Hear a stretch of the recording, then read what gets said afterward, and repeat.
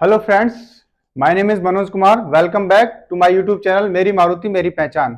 आज मैं आपके लिए लेके आया हूँ मारुति सुजुकी के यूनियन से रिलेटेड कुछ क्वेश्चंस, जो कि मारुति सुजुकी में जो अभी इंटरव्यू होने वाला है सीटी का 2023 का, उसमें आपके लिए मोस्ट इंपोर्टेंट है। कुछ लोगों ने मेरे से कॉमेंट किया था और रिक्वेस्ट किया था कि आप इस पर भी एक वीडियो बनाएं, तो आज मैं आपके लिए इस तरीके की एक वीडियो बना रहा हूँ। और इसकी जो एग्जाम का जो रिजल्ट है वो मैं आपको इस वीडियो के डिस्क्रिप्शन में दे दूंगा। और मारुति में ये जो हमारा इंटरव्यू होगा, इसमें किस तरीके के क्वेश्चन पूछे जाएंगे और जो कि यूनियन से रिलेटेड होंगे, तो वो यूनियन से रिलेटेड जो क्वेश्चन है वो मैं आपको बता रहा हूं। शुरू करते हैं। मारुति यूनियन के बारे में आपकी राय क्या है? फर्स्ट क्वेश्चन, सॉरी, सबसे मोस्ट और लास्ट क्वेश्चन होता है मारुति के बारे में आपकी राय क्या है। ठीक है, मारुति यूनियन का जो शॉर्ट नेम होता है मुकू है, यानी कि मारुति उद्योग कामगार यूनियन। ठीक है, मुकू।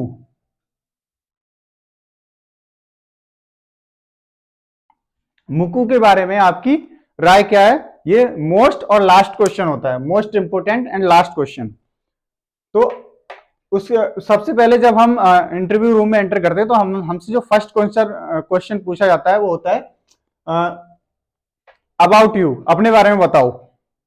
ठीक है, तो हम अपने बारे में कैसे बताएंगे, उसका एक सीक्वेंस है। तो सबसे पहले हम बताते हैं एड्रेस, अपने घर के बारे में, जहां पे हम रहते थे। ठीक है, विलेज और डिस्ट्रिक्ट, उसके बाद स्टेट, और उसके बाद हम फैमिली के बारे में बताएंगे अपनी। ठीक है, फिर एजुकेशन, और उसके बाद मारुति में ज्वाइनिंग कब हुई और उसमें जो काम किया वो कहां कहां पे किया और क्या क्या एक्सपीरियंस है, और अपना वर्क सीक्वेंस उनको डिफाइन करते हैं।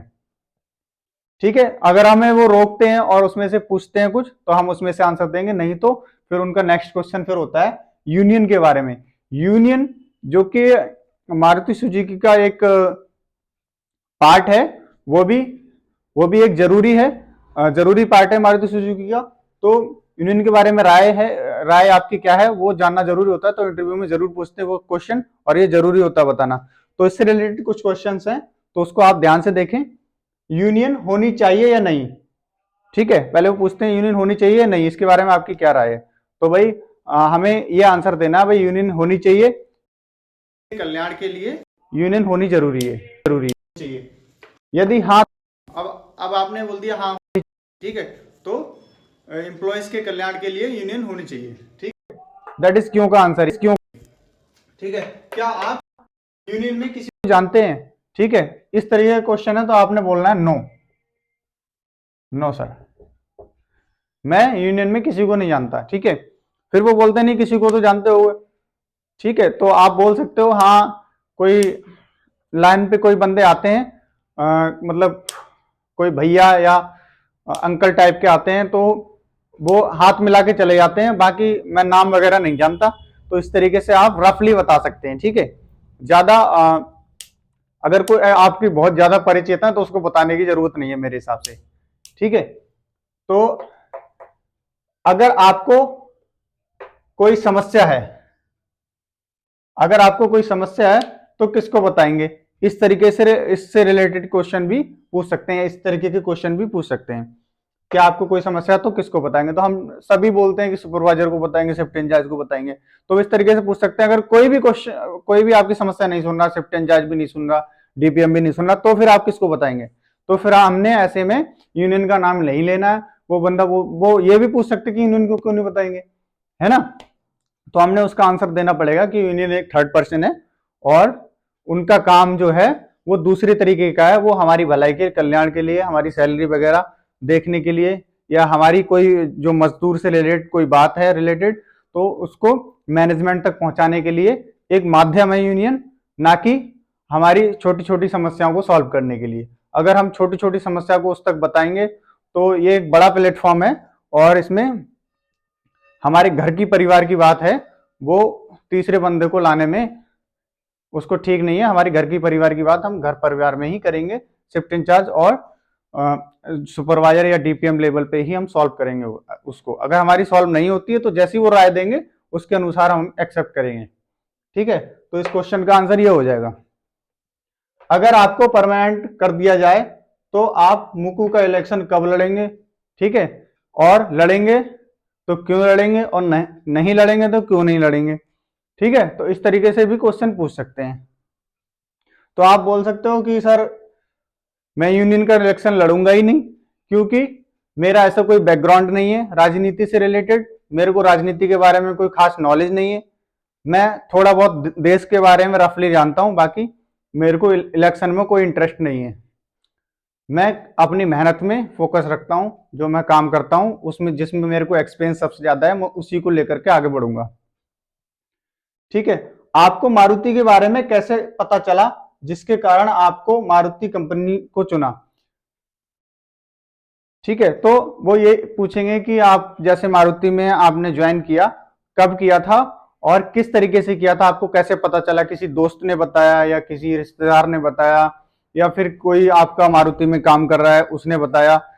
तो आप बताएंगे कि मेरे को ऐसे पता चला। ठीक है, जो आपकी रियलिटी है वो आप बताएंगे ऐसे पता चला मेरे को। ठीक है, लेकिन अगर आपकी कोई बहुत ज्यादा अच्छी जान पहचान है, कोई अच्छे लेवल पे मारुति में, तो मेरे ख्याल से आपको बताने की जरूरत नहीं है, आप सिंपल ही बता सकते हैं मेरे को पेपर से पता चला या दोस्त से, फ्रेंड से, कैसे भी। ठीक है, तो इस तरीके से आप बोल सकते हैं आपको हाँ कैसे पता चला और मारुति उद्योग को आपने क्यों चुना।